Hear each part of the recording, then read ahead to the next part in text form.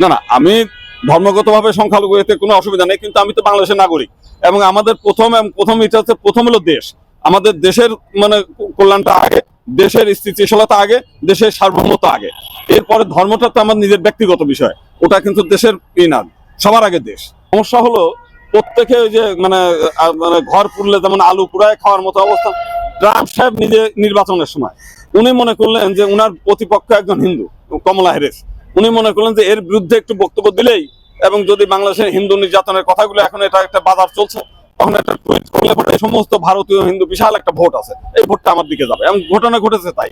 এবং ভারতের যে সমস্ত রাজনীতিবিদ তারা একই কাজ করছে, বাংলাদেশের হিন্দুদেরকে ফুটবল হিসেবে তৈরি করে কে কতটা গোল দিতে পারবে এদের ব্যবহার করে, এটা হলো সেই গোলের ব্যবস্থা আছে। তো আমি মনে করি এই সমস্ত গোল দেওয়ার কাজে না করে মানুষের কল্যাণে, রাজনীতিবিদদের কাজ হচ্ছে মানুষের সেবা করা, মানুষের কল্যাণে কাজ করা।